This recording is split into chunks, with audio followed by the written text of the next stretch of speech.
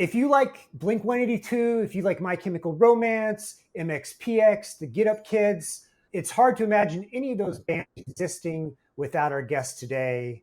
Please welcome from the Descendents, Milo Auckerman, Bill Stevenson. Yay. All right. Hey guys, what's going on? Hello. Howdy. And Hola. Bonjour. Bill looks like he's in like an MTV Cribs like home theater situation. So Or do I look like I'm in an airplane? it'd be a really luxurious airplane. Oh, well, no, it's just my basement couch. It's a nice couch for a and basement couch. I have my phone propped up on a couple of folded blankets, so it would be higher, but it's not quite high enough. But You're doing I all can right. lean You're down doing all like right. that. I'm still new to the Zoom thing, even though we've done it so many times. I'm just figuring out the credit card tapping thing. I just got that figured out. Okay, so my first question is, do you guys get tired of people telling you how inspirational and influential you are? Or are you just kind of, is it just roll off your back now? Milo, start with you. Oh, yeah. I guess it. I didn't recognize half the bands you mentioned before, so that's why maybe I was like, "Oh, we influenced them." I don't know. I think we just play music, and if people want to take little bits of our stuff and make new bits, that's great, because that's how we got into music too. We were like listening to all these other bands, like, oh, I like that, and then it just kind of assimilates into your brain, and then all of a sudden, your kind of outlook on music changes, or what you're actually creating changes. And so the fact that we did it and the people after us did it to us, it just means that it's all this linked up chain of influences. And so I just feel like I'm happy to be a part of that continuum. Yeah, and you've got a Husker Du t-shirt on, and yeah. And that's and they were kind of like in that same category of that transition from 80s hardcore into 90s pop punk. I think maybe you guys didn't invent pop punk. The melodic hardcore thing, I think, is like the grandfather of pop punk. But we're not going to go into musicology. We're going to have fun today. We're not going to get too into the weeds. Yeah. I live really close to a river, and sometimes in the evening, if I'm tired of work, and I'll go up there and just sit by the river and listen to the water and kind of watch it, and you'll see little bugs or little sticks. You'll see them float by, and how far up the river did they enter the river, and then at what point are they going to exit the river? And it's just like the music's it's like the river. We you know we were tributaries to it, but we took from the water that went before us. We had, there was the Last, there was the Alley Cats, there was the X, the Germs, the Dickies, there was the Kinks. There was all these things that influenced us, the Pretenders, all these things that influenced us, and if we influence some other bands, that's really nice too. When people talk about that '90s punk type thing, and then they refer to us, to me, I think it really, the Buzzcocks get the credit for that, not us. That's a good call. That's a good call. Yeah. I think it's interesting because you guys are a West Coast band, and the late '70s, the late '70s punk rock, whatever you want to call it, scene in New York and DC, and I have a PMA tattoo back there. Yeah, I have a bad brains tattoo. Anyway, but that's kind of been well treaded, the London scene. But I don't think people know as much about the late '70s punk scene in LA. I'm talking about the general public. So what, Milo, let's go with you. What was the environment like I know that you joined as kind of the second wave of the band. So what was the scene like when you joined the band? I mean, it's funny that if you're saying it's not as well known, to me that just is mind boggling because I immersed myself in that, and basically everything I listened to was LA punk rock for a number of years. Um, Bad Brains are the only ones that intruded into that equation. When I heard the Bad Brains, like, whoa, wait, outside of LA punk, there's other punk bands doing this basically. But I mean, the early '80s or the late '70s, LA punk rock was, like Bill mentioned, X and the Germs and the Screamers and all these great bands from that period.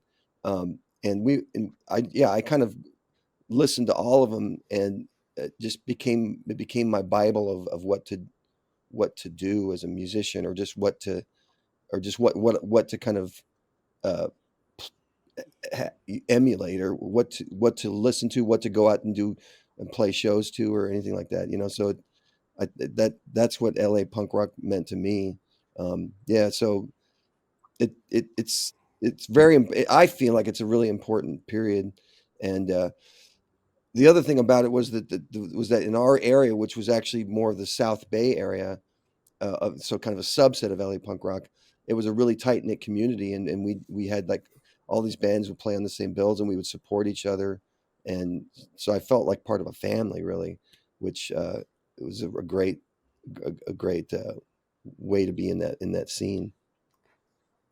It's interesting that how you mentioned that at large, a lot of people aren't familiar with the LA punk scene, and that really shows you how much like territorial bias plays into all of our lives. Because for me and Milo, it was like those were the only bands that existed in the whole world. It's how stupid we are. But it was kind of electric for several years. It was, you could go out and, $5 at the door, and there'd be 100, 200 people in there, and you'd be, Fear X, the Germs, Weirdos, $5, 200 people there, or just whatever it was. The Go-Gos. There's so many. It just lit my whole life on fire. After being a kind of an unhappy little kid, and then this was like, whoa! It just absolutely changed. It changed every single thing about me. Did, and But then it wasn't until we went on tour when I'm like, oh, okay, we're in Ohio or Michigan. Okay, we got the Necros. We in DC, we got Scream and Minor Threat, and in Louisiana, we got the Sluts, and we got the Dicks in Texas, and the Big Boys in Texas, and we got the Meat Puppets in Arizona. We got, it was, all of a sudden it was like, whoa, there's great bands all over the place, and we get to sleep on their floor because we don't have money to buy a hotel. the reason this was kind of like the dream interview for both of us, because I'm a music history nerd and Demi is a punk rock hardcore nerd. So this was kind of the Venn diagram of our interests. And I'm going to let her jump in, Demi, because I could tell your brain's been moving the whole time. So. No, I mean, you guys are just such characters. It's so fun to watch. And then there's Jordan in the mix. I actually read that you originally wrote the songs in '77 on acoustic guitar. And I thought that was really interesting. Is that accurate or? That's Frank. It mostly is just because you didn't have to have an amp. You could just play it in your bedroom, and it would make noise. And I don't know, kind of, doesn't everybody learn on the acoustic guitar, and then they learn those like church youth group chords, those first position chords, and that's how Frank's. That's how Frank's first. I'm looking for my coffee. That's how Frank's first like 20 songs were, and even though even though I wrote my first songs on a bass and an acoustic guitar together, I would kind of write both parts and bounce them back and forth. Uh, I didn't write as much like a lot of Frank's early ones, like the first 20 Descendants songs. They were very like kind of folky chords. I didn't I moved right into kind of, I guess, power chords and minor chords and that kind of thing.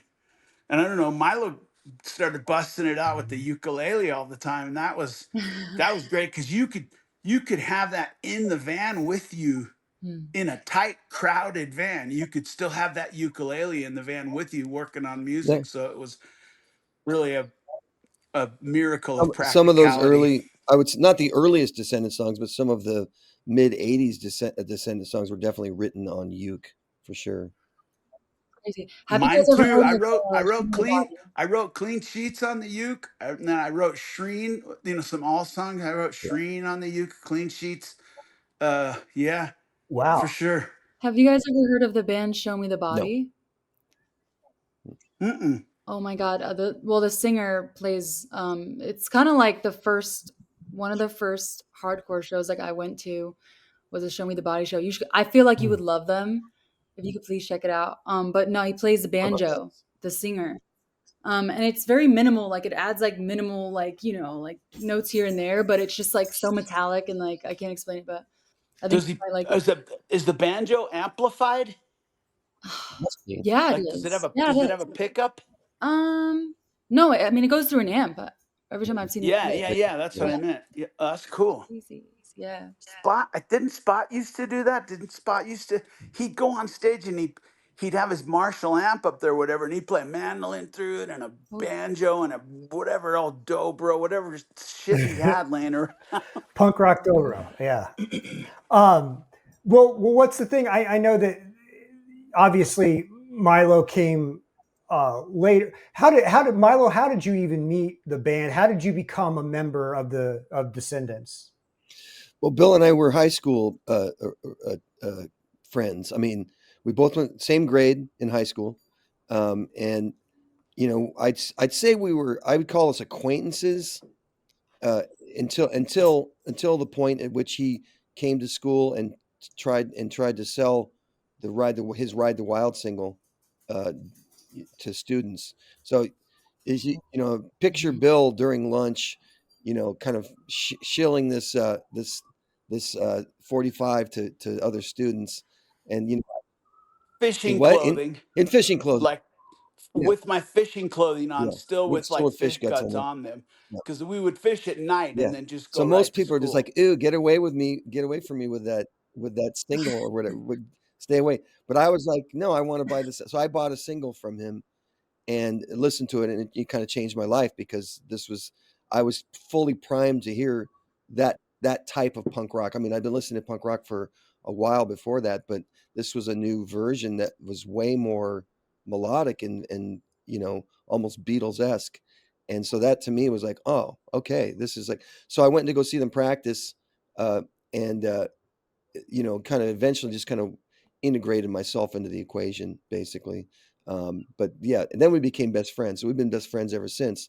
But we kind of started out as classmates, but not necessarily best friends. It's more like acquaintances, and it kind of solidified through the band. That's like when I like hear your guys' story and I just see how you guys are as people, I just feel like, not to like sound cliche, but it just feels like the real deal. How do you guys feel about punk rock kind of becoming an aesthetic and kind of like the people The wanting to commercialization portray? of the punk rock Yeah, lifestyle, I guess. Yeah. yeah. Mhm. Well, I think on a band level, um, seems like the bands that kind of started their band for the right reasons. I mean, who am I to say what right or wrong reasons are? But I think that if they started their band, like, let's just say to do music for music's sake, you know, not to be popular, not to be rich, not to be cool, but just because they, for the love of music, for the elation of discovering and playing music, those bands like have stood the test of time, and a lot of them are still together. Because I think that if you started it for the right reason, there's nothing stopping you from continuing to do it. But if you started it to like to be popular or part of a trend or whatever it might be, then I think the band breaks up unless they get famous. They break up, and I don't, as a listener, as a fan of punk rock, I mean, like I never had a mohawk, or I never had a spiky, whatever those bullet things on your jacket, I don't even know what I'm talking about. But you see those people that are all decked out, they look like they're like professional punk rockers. And we none of us ever did that, so it wasn't and isn't part of our purview. And then when mall punk happened and you got like punk bands selling like millions and millions of records, I mean, it's weird that kind of passed us by too. We didn't participate in that even. We've just kind of been trudging along. It's been a real steady kind of an uphill grind that with slow payoffs, slow and steady. People hear about us. So somehow I think we managed to live outside of the kind of pernicious aspects of punk rock that you guys were asking about. How do you feel about like you talked about mall punk, when there was that emergence of like the hot topic, and that's kind of what I was talking about. Like I don't know where I got this from, but I don't think I got it from the mall. But when you saw like that kind of the Avril Lavigne wave of like, let's put on a loose fitting Wait, tie what are and you Dickies. saying? Come on, everybody knows she's the creator of Yeah. punk rock. I read it on the interweb just this morning. That's true. That's This true. morning. Speaking of Avril Lavigne, was there or was there not a 6-month kind of trial period with a female singer before Milo? We tried a few people early on, and one of our best buddies recommended that we try this lady named Cecilia, and we played like maybe a couple shows there. But see, when back then when we'd play a show, there was no one there. Like we'd be like to 10 people. So yeah, it's kind of like it's like I give you $100 if you could find a live tape of it. It's just not. Yeah, it never got really documented. Plus, I don't know what we were thinking, because all our songs are about girls that don't like us and stuff, and then she's singing them. It just is, or like they're about fishing too, because we used to have more songs about fishing, and it's like this is just not right, for her, whatever. I normally I don't do this, but there's one line on Milo's Wikipedia page that cracks me up. That's related to what you're talking about, and it says, as a musician, Aukerman sings in a mid-range tenor, and his generally upbeat lyrics encompass universal topics like girls/rejection, dependence upon caffeine, and the never-ending quest for good food. That's a real line, Milo, from your Wikipedia page. Dude, you're stoked. I That's wish all the mine good said stuff in the that. world, right? That's all you Yeah. need to do is to write songs for songwriting. To have a happy life, I think if you have good company and good food, And that's a happy caffeine. life. Demi's the caffeine nut. Yeah, I'm drinking a tremendous coffee right now because the Carl's coming in a few minutes for practice. And Demi actually has gotten to Four Loco. Demi's a Four Loco lover. So For yeah. local lover. Yeah. You like Four Loco? Yeah, I just, yeah, it's I had one there. I was working with this band. They're I do a lot of producing, right? I have my studio, blah de blah. But I was working with this band and they were into it. So there was like a 1 week period where I was drinking them, but it didn't stick. Wait, what's Four Loco? I don't know what this is. it's like You a better can. tell Milo because you know more about it than me. Yeah, no, it's literally like a can of like sugary, like alcohol type beverage, but it's like the perfect summer drink in my opinion, because in the summer you just want something sweet, but like, and it lasts you like a whole night. Like you can just buy one can and it's humongous and it's 14% alcohol. It'll last you like So the it's a whole night. speedball, You'll still be basically. I know what it yeah, is. but just It's like massive. if Monster made an alcoholic drink Yeah, Oh. exactly. combined with like if Jolt Cola Well, made they it. make made it. cocktails Energy. out of Red Bull. I mean, that kind of. But this is like 20, 30 years ago or so, 20 years ago. How long ago was Four Loco? It was cool, like, in the MySpace days, so, 2000. like, all the Yeah. girls would be, like, I with their think I'm remembering this. Hey, who did any of you guys ever have that haircut where you put it over one eye? Remember the Yeah. MySpace So haircut? here's my story on.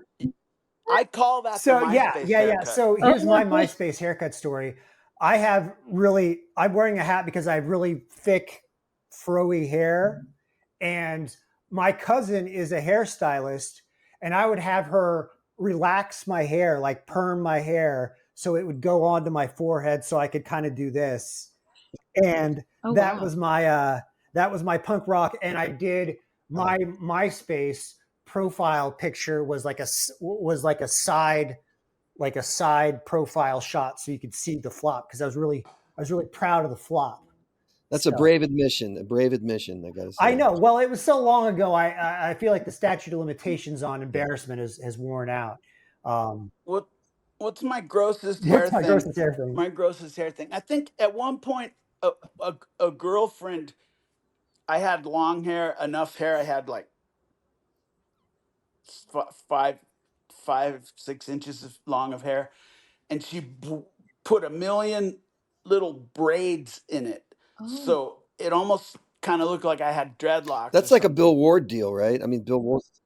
Do you remember that, Milo? Like 87. Yeah, but I think you weren't you kind of like, this is what Bill Ward would do? I mean, like Bill, he had that. No, it was Jula. It was Jula, and she just braided my hair, and I said, okay. Like, Jula bought me creepers. I think she didn't know who I was. My best hair one was when Roger, we were walking down on Hermosa Avenue or Manhattan Avenue, and Roger, we passed up a barbershop, and in the window they had all these different things you could get at the barbershop, like flat top, and then there was this other one called a flat top with fenders, which I don't even know what that meant, but it was like, but we said we want to get flat top with fenders, so he bet me $50 that I wouldn't go get flat top with fenders, and I went in and got flat top with fenders. Yeah. Wait, what This was year was 80, this? 80 probably, or Because I remember at some point you showed up at school and you had that was some the flat top. weird Yeah. ass shit. But I forgot, what are the fenders? I just think they curl the sides or something. It was or the slightly.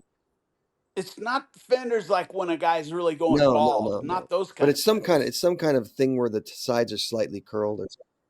Did Roger get it too? Because he was doing it. You know how Roger is. He was doing it to make. He taunted you into doing it, No, and of then course he not. didn't do it. So then he could taunt me the whole time I had the haircut, like, ha ha ha, you have a funny haircut, but I got $50, so you know. $50 in 1980. Yeah. Nothing to sneeze at. I'm always interested. You guys have such interesting lives outside of Descendents, for different reasons. I have drummer questions. I have science questions. But let me start with let me start because Milo, you are probably the only PhD we've interviewed on the show.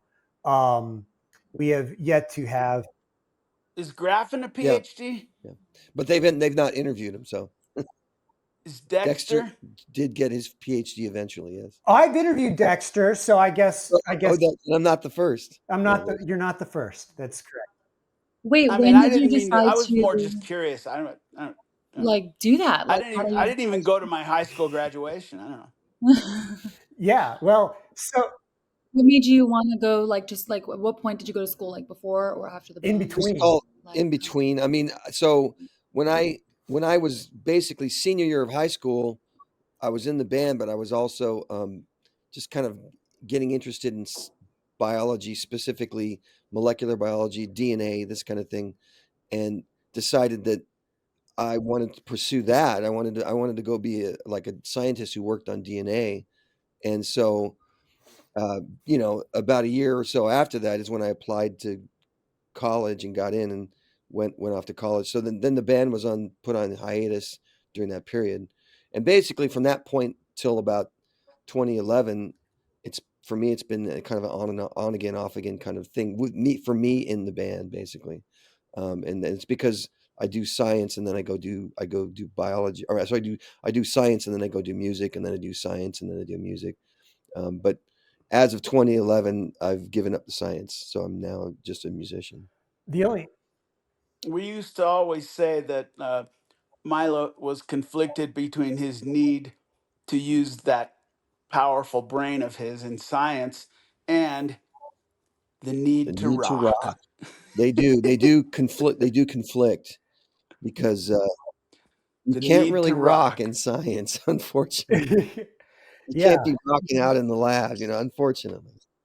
Milo, do you ever consider making like a punk rock, like a science punk rock album, like for kids, like learn about biology to, that could have. Yeah, well, I mean, I don't know. They Might Be Giants covered that. When they put that out, that was pretty brilliant. They put Yeah. out a whole record of that. So that then I don't feel like I need to do that once they've done it. But and there was a point in my life where I was kind of like, maybe I should write some songs about science, and I would try it, and it would just be like, this is so lame for me to do this, to write songs about science. And so then, I like how when you were talking with the whatever on Blast Off and you're talking about the different oh kinds yeah, of peppers and stuff, habanero, and you refer to yeah, capsaicinoids, but then Milo's son corrected him and he said, "Dad, this was after the record already came out, and I happened to be at the dinner table with them, and his son says." No, Milo, it's oh wow, capsaicinoids. right, It's not okay, capsaicinoids. had to correct me. Yeah. Yeah. Wow. I What just about, needed something to rhyme with hemorrhoid, so you capsaicinoid just there's happened. very few words that rhyme with hemorrhoids. Is that true? Well, I mean, Voids, that's what voids, I even rhymed. That's voids. what I rhymed it with, right? I mean, Yeah. capsaicinoids are a thing to void if you want to burn in that roid. So yeah, Yeah. It worked. It worked. Uh, and Milo, what was the famous Milo Goes to College illustration, the logo, the famous Milo logo? Did you like it the whole time? Did you think it was dorky? Like what was your reaction to that being sort of the logo, the mascot for the band?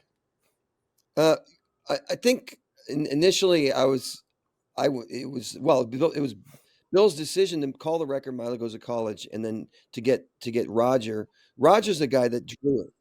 Oh, Frank's Frank's. Oh, decision. Frank's. Frank's Okay, Frank's decision. decision.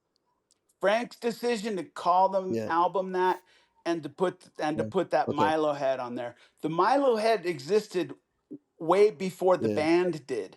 It was the thing that our friend Roger would draw, and he'd make these little comic strips, kind of making fun of Milo, playful fun about of Milo. But then when came time to do our album, Frank just goes, "Let's put that Milo thing on there," and Yeah. there it was. It wasn't there wasn't much pre-thought Yeah, put so in into it. subsequent records, it was we would think about subsequent records, and sometimes people would suggest, hey, do the Milo thing, and like on I Don't Want to Grow Up, I think that was Carducci who was like, I'll draw a baby Milo. So then we get Well, because yeah, he yeah, had yeah, an yeah. idea. But then we Yeah. tried to get away from it for a few records. I mean, and I mean, I don't know if that was just like, I don't think that was a distaste for it or anything. It was just more like, well, this other record needs to have a different thing, basically.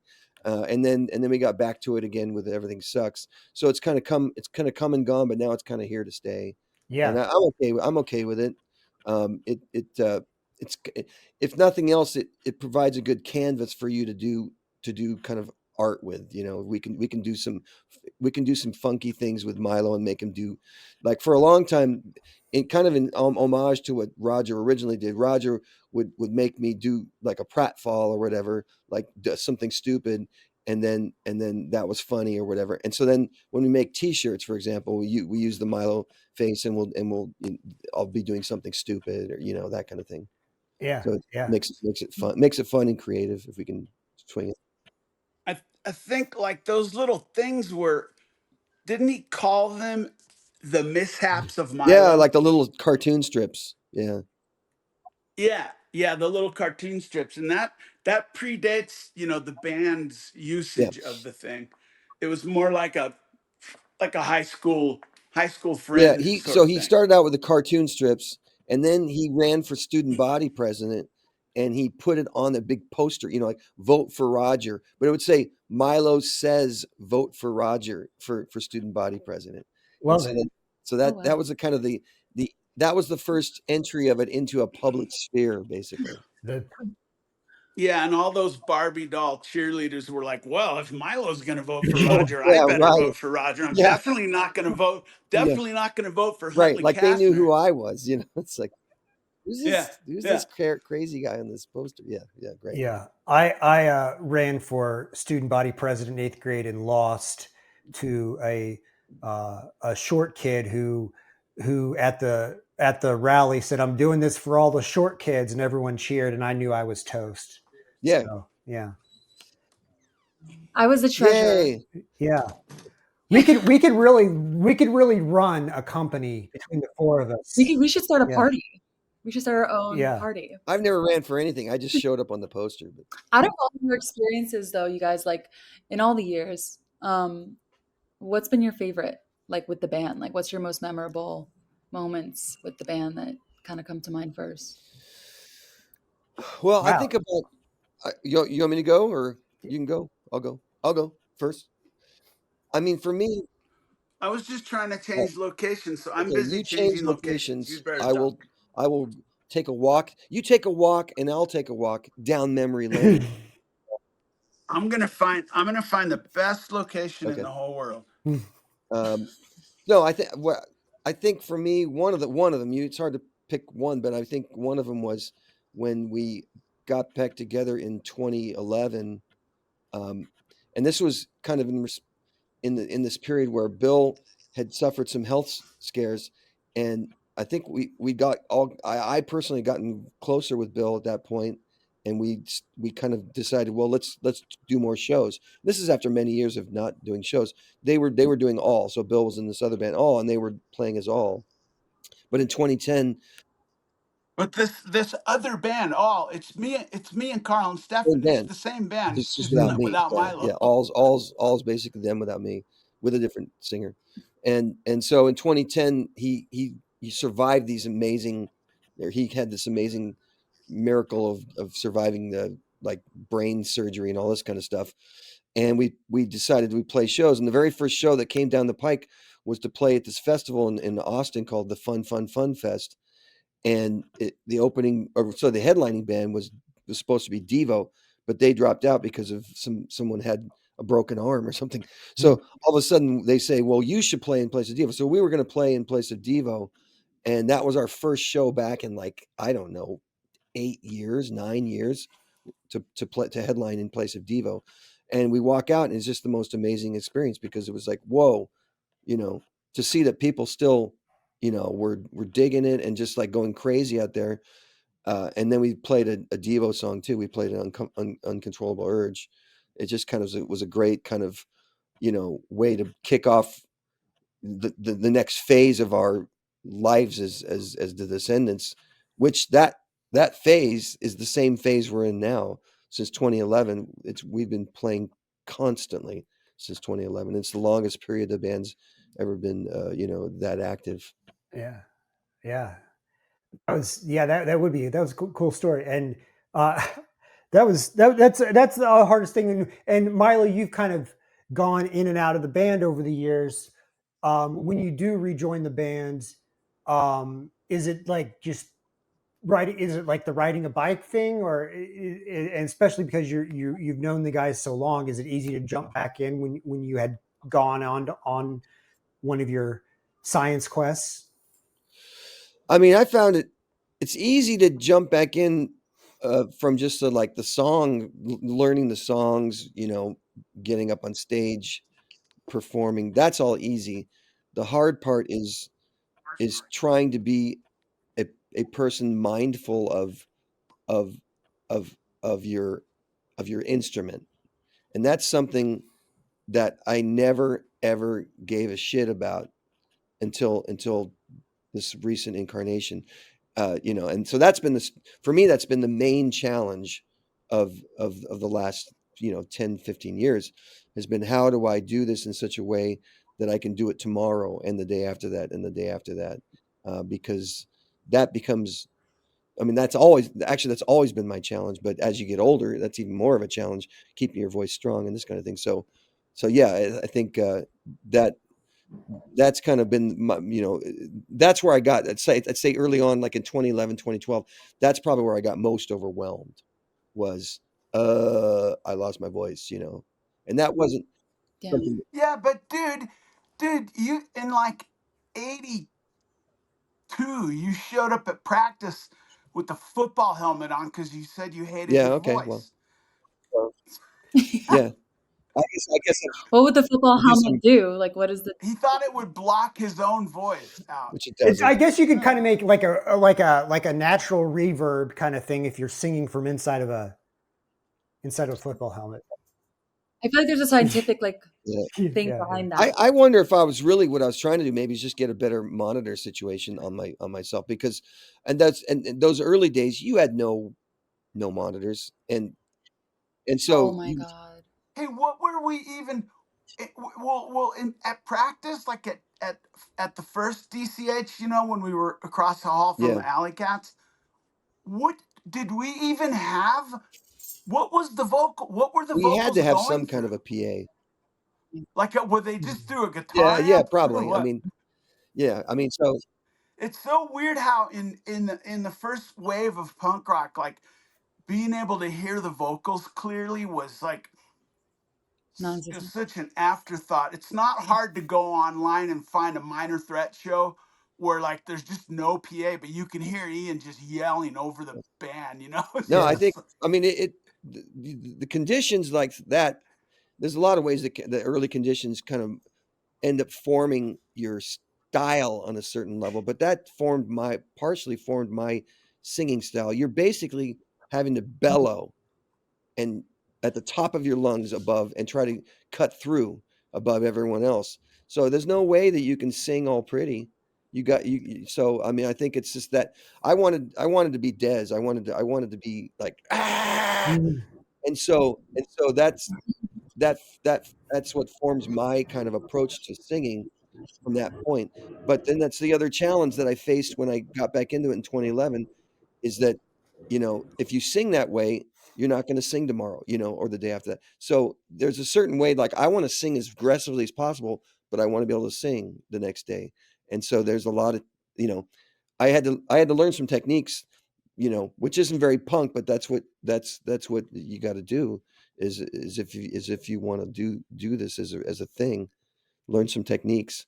I mean, it's not like I'm an opera singer now, but I do have shit that I do that means that I keep my voice, and so that's yeah. That I'm laughing. I'm kind of thinking Demi doesn't like talking too much about her personal life past, but Demi was is a trained opera singer. wow. In Okay. high school, she went to LaGuardia, the Fame School, and and now she sings in punk bands just like you. So there's a school called LaGuardia. yeah, Yeah. yeah, it's a school that the show Fame was Oh based wow. around. That's like a performing arts. Oh shit. I just thought it was an It's airport. both. Fiorello LaGuardia, a really interesting guy. He would when he was a mayor and he would speak, he would give his speeches in English, Italian, and Yiddish because there were so many Yiddish speakers in New York at the time. Would he kind of riff back and forth between them like how I do with I Spanglish, think he would or give would he portions. give the whole speech 3 times in I each think he would give it language? 3 times, or maybe like he'd do a speech in English here, go to the Jewish neighborhood, and then do the Yiddish version over there. I don't know exactly the That's really impressive. impressive, and that's why we It's easy to like say "Donde está el baño," but it's hard to give a whole proper yeah. speech. Bill, what was your most memorable experience with the band? What kind of sticks out? Oh, I, I mean the stuff I think about was just those first times playing in a room with human beings. That was uh I didn't have a lot of friends growing up. I think mainly because they kept getting truncated when I would change schools. I went to a different first elementary school, then a different like second elementary school. Then I went to a different junior high. I mean, in a different district, each in a different district, and so every 3 or 4 years, my friend group got truncated. So when I started playing in the band, I'm like, wow, if this is so fun doing this, and it's like, whoa, listen to that, that's like a real bass and a real guitar, and I'm totally kicking ass, I'm the best drummer in the world. And but then it's like, oh, but if I keep this going too, then I at least have these two friends, and I'm not going to get districted out of this. Yeah. Yeah. So it was like the camaraderie of it, I guess, is the easiest way to say it, was just, it made me happy. I wasn't a happy person, and then that made me happy, or at least happy enough. Yeah. When it, And I mean, it doesn't come down to one specific thing. It just comes down to, I could go, we in the old days, I think, we'd practice, say, 3 times a week, and I'd get together with my guys, and I could count on that, and I could count on them being there. And if I had something I needed to gripe about, I could gripe about it to them. That was my team. yeah. It's still that way. That's how Yeah, it it's is. your team. It's Yeah. your team, exactly. I want to do the seed for this interview was planted a couple years ago. Mike and Tom from MxPx came by the house, and they were talking about the early days of Warped Tour, and they said the biggest thrill for them was getting to play on on the same Warped Tour with you guys. That Warped Tour was a great time. I mean, it was probably the first time that I remember having that much kind of like party down atmosphere with other bands. Before that point, we would do our own tours, and we'd open for other bands, or they'd open for us, and you'd have that. But this was day in, day out, the same guys, and so you get to know them, and they would throw these. Every night there would be a barbecue. Someone would take a grill out, and they'd barbecue a bunch of meats, and you just you hang out at the barbecue, and just and shoot the bull with people. And yeah, that was great. And the other part about it also is that you're not necessarily headlining. You're maybe somewhere in the middle, or sometimes you headline, sometimes you don't. But at any rate, you kind of do your set, and then you go watch other bands play, and it's just just very relaxed. It seemed like a lot. You don't feel that same pressure of like, oh, we have to kind of you know we have to be the best we can be. No, we just want to like have fun. And that they brought the Warped Tour brought that whole have fun attitude to the whole thing. So that was a very fond memory. I wish we could have done it more years, but that one year that we did it was great. What do you guys listen to nowadays? Like, what are you guys listening to? Everything. No, I mean, I listen to Bob Mould. Yeah. Yeah, I got his new record. Um, I listen to you know my daughter's in a band called Little Chair, and I've been listening to their. Oh, they're great. David They didn't have check that out. Yeah. they have a Oh, record out on Bandcamp, Little Chair on Bandcamp, and it's like this weird, folky but Sonic Youth-esque or Pavement Sonic Youth folky thing. Pretty DIY, pretty lo-fi, and it's just fun. And of course, it's your daughter up there singing, so it's just like, ah, just like voice of an angel, that kind of stuff. Yeah. Do her friends and bandmates, are they like, whoa, your dad's Milo from Descendents? Like, or do they think it's really cool, or is it just like it's just another dad, or you just another dad? I think the drummer of the band, this woman Lillian, she's kind of interested in having a career as a musician. So I think she was kind of like, oh yeah, I'm going to pick his brain, that kind of thing. Which is funny because the music biz is not. I don't really know anything about it. So, Yeah. but yeah, no, they definitely were, And then they wanted me to do a song with them. I did a song with them last night and the night before, in these two shows, one in Philly and one in Baltimore. Oh my god. You did. You played with Claire Yeah, and the last night night before. Yeah, I mean, yeah, and the night it was before. pretty sketch. Yeah, it was pretty sketch, but it was fun. Yeah. Why, you messed it up, or they messed it up, Well, or okay, what? so I learned one of their songs because there's this one song called "Say Goodbye for Now," which I love, and I said, well, I'll play that with you guys because they invited me. They say, hey, come on, play with us. I go, yeah, but then you got to learn one of my songs, and I said, how about I learn one of your songs? I played one of their songs both nights, but they also wanted to learn one of mine, so they tried to play "Nothing with You," and that was a disaster. They tried to play it last night. Uh, So, but their song, I think we did an okay. I was going to say we did an okay job of it in Philly, and then last night Claire was losing her voice, and she said, "You got to do it."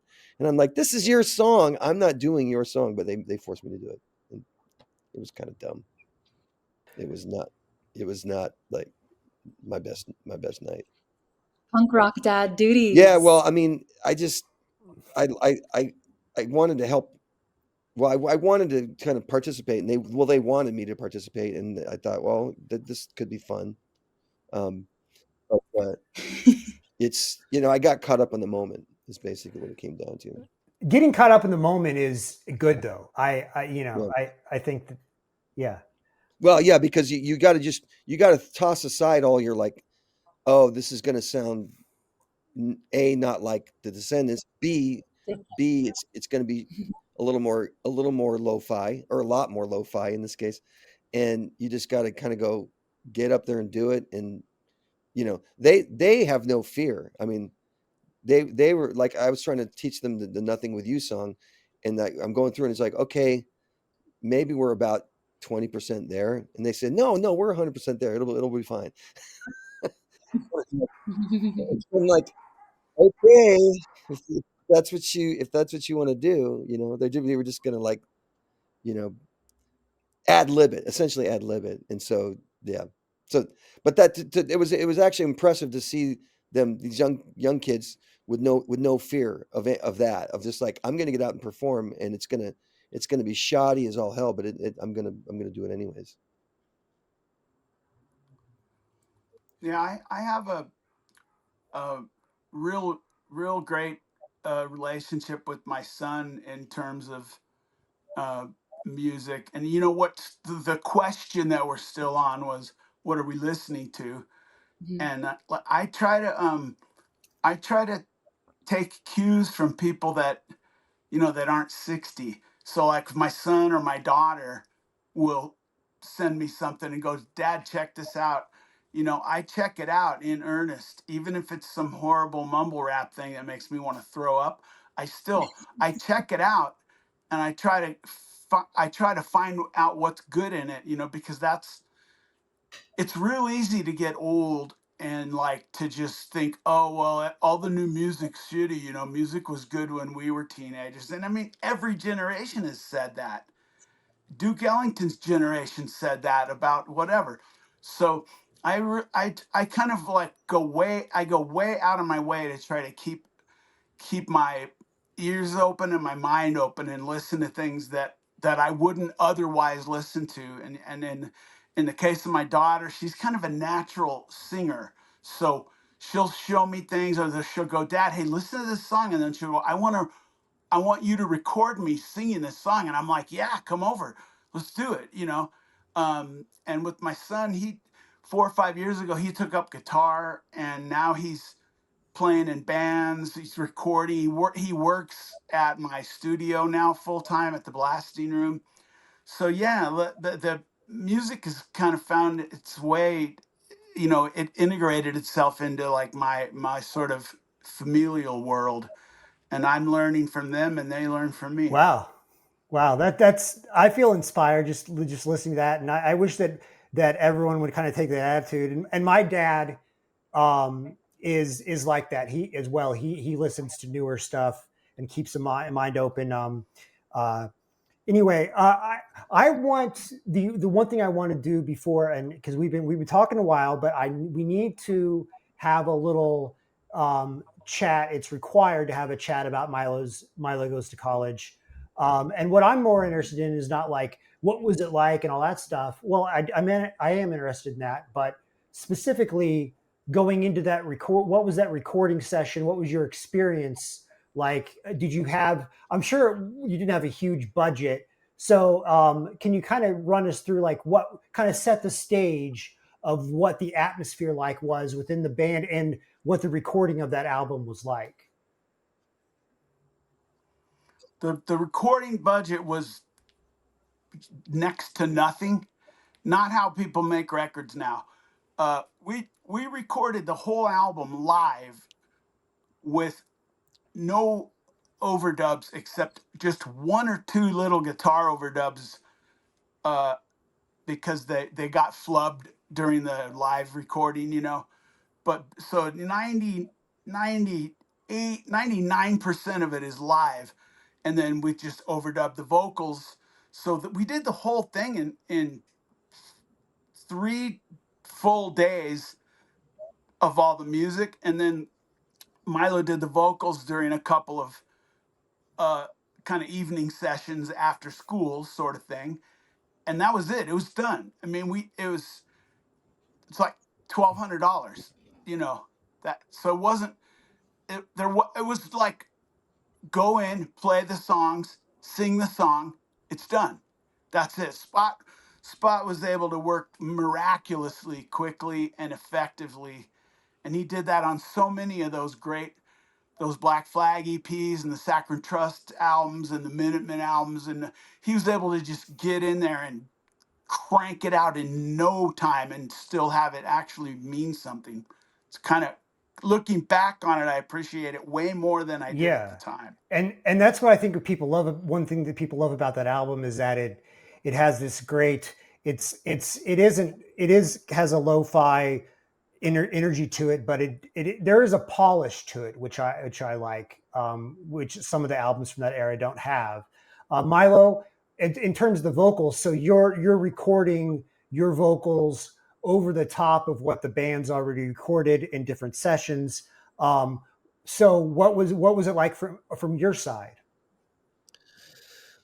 I guess that was maybe my second time in the studio, the first time being the Fat EP. And I felt like during the Fat EP, we had a whole mentality for the Fat EP of like coffee and fast and like brutal, just like brutal hard, and get your Dez on. Like I wanted to be Dez or whatever, just like okay, but like for Milo Goes to College, I thought, well, maybe I should start actually singing melodies if possible. And my attempts at melodies were fairly rudimentary, but that was the idea, is maybe sing a little bit, and not just bark and scream and yell. And that's kind of what I tried to do with the limited at that time, the limited ability just to kind of make melodies or to kind of sing melodies. And that was that it made it more challenging, and it made it more but also more rewarding, because I think that was really what we were all headed towards, is some kind of more melodic form of what we were doing. Yeah. Did you guys, how polished were the songs before you started recording them? Were these songs that you guys had played live a lot, or were you kind of finding your way with them? No, most of them we had played quite a bit. I mean, most of them were at least 2 or 3 years old. Yeah. Yeah, we had practiced all that stuff, hundreds of times. So we literally just went in there and played the songs and sing the songs, and that's it. But I mean, there wasn't that word polish. There is no polish. Whatever polish it is, maybe Spot did a good job of recording it. By virtue of the guitar not having a lot of middle mids in it, the guitar's pretty bright and the bass is pretty deep. It comes off kind of hi-fi sounding, but it wasn't like produced in the sense of what you might be thinking. It was just recorded, I think, and that's it. That's what we. Yeah, well, the word I would use is tight. We were tight as opposed to polished. I mean, we were like a tight unit, and that's just how, It's just kind of like yeah. that's what those four people sounded like. It was weird doing Ninth and Walnut, because it's like, yeah, that's what that's what we sound Yeah. like. Well, you mentioned Ninth and Walnut. I think what's cool about your discography is that even regardless of your 80s stuff, your 90s stuff, your 2000s, whatever, is that it still sounds. I don't know how you did this, how you did this, Bill, but you managed to make your kick drum sound like an old school kick drum, even with the bigger budget, newer albums. And On Ninth and well, not Walnut. so much Ninth and Walnut, but especially the Everything Sucks in the early 2000s stuff. I mean, your bass, your drums always sound good. Well, there's so much of the music now in rock. So much of rock has been kind of influenced by by like speed metal and that stuff, and so those real ticky bass drums and ticky clicky drums and clicky tom. I've never cared for that tone, and so I don't tend to make my drums that way, because it doesn't sound natural to Right. me. And that's what I think was cool about the band is that in terms of the drum sound is that you weren't you didn't have. I feel like a lot of bands, punk bands, they just like the ride cymbal is just like overwhelming. They just like the ride cymbal is like always going, Oh always yeah, loud. yeah, that's a thing. So people more use their ride as a crash ride, a washy sound. Or I've never been good at that or whatever. I've always used it as a ping ride.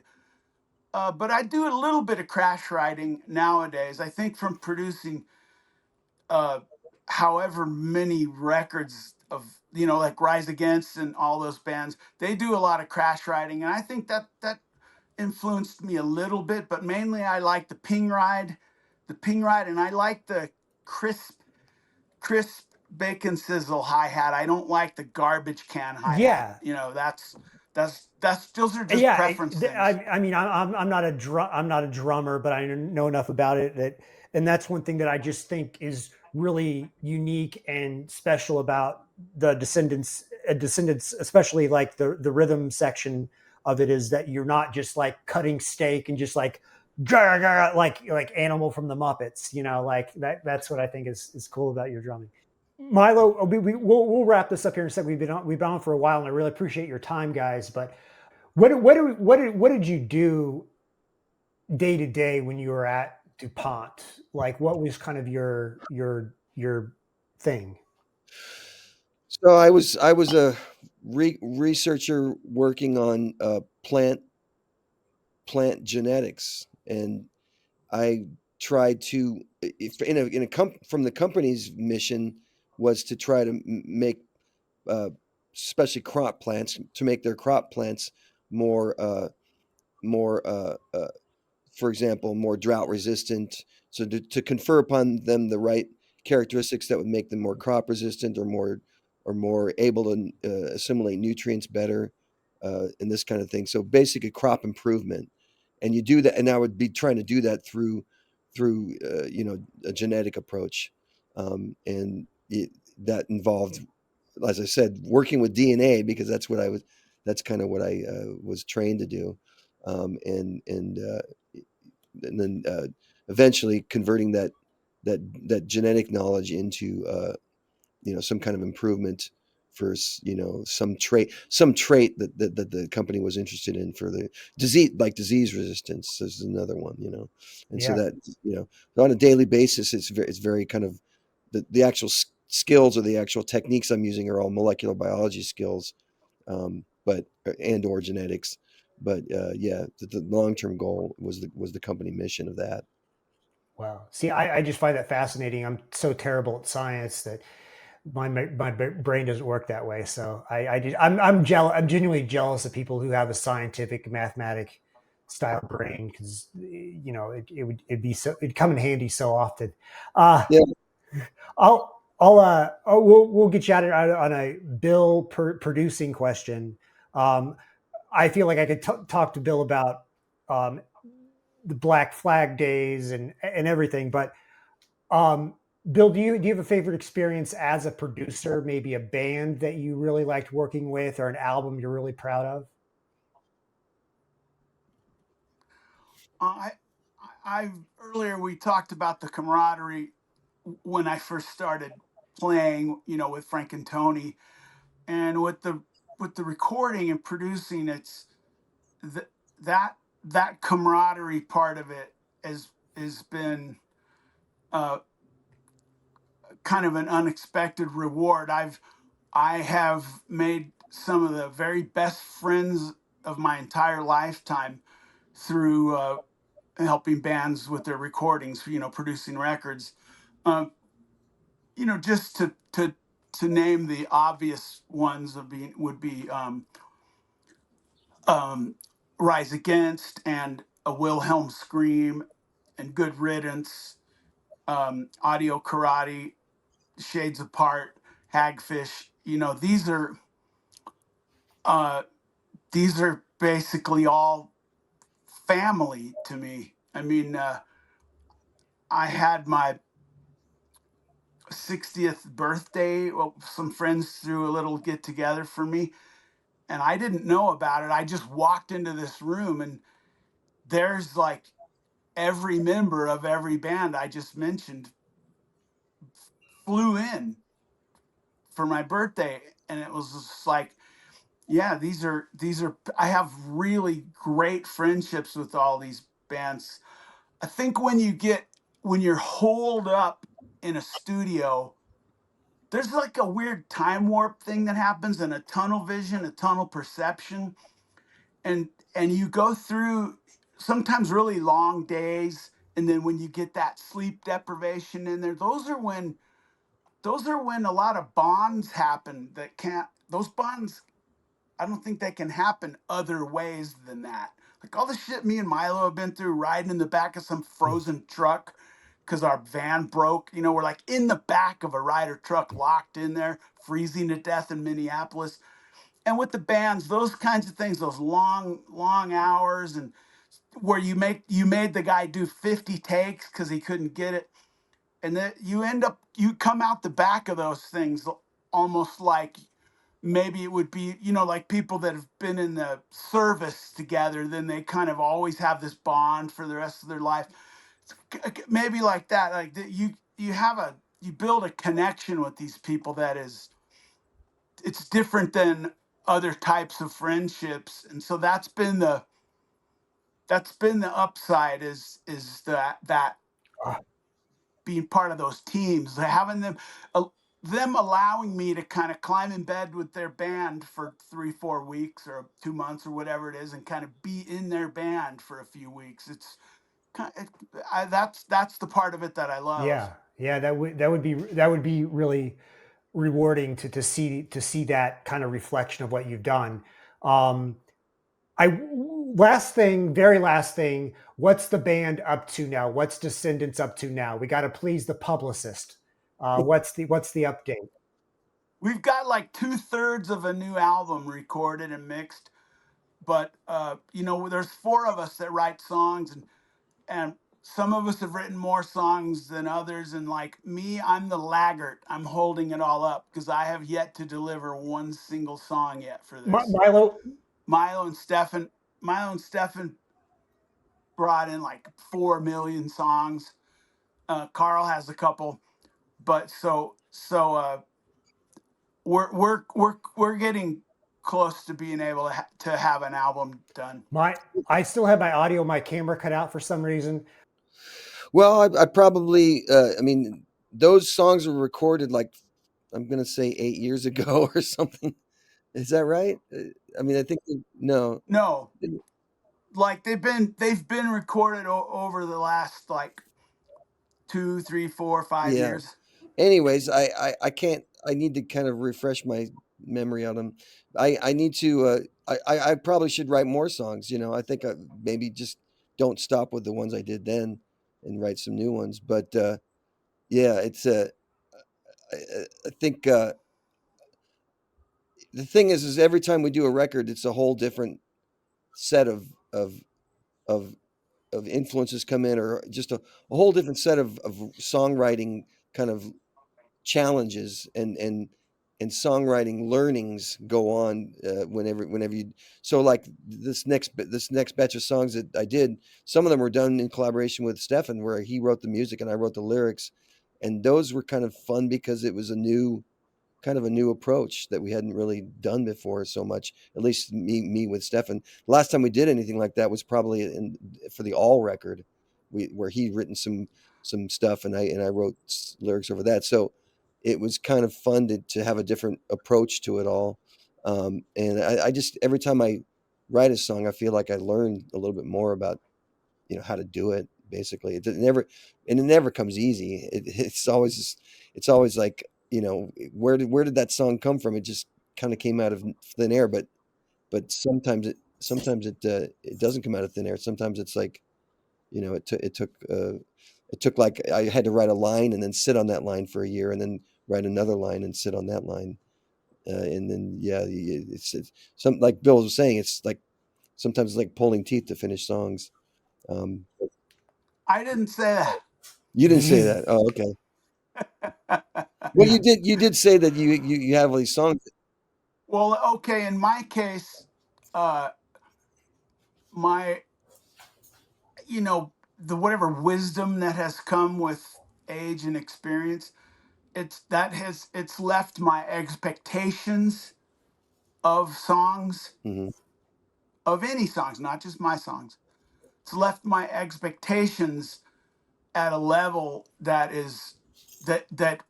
it greatly exceeds my ability to write such a song of that quality level. So that's kind of frustrating. Yeah. Well, I still like, and Milo's really encouraging that that you're still.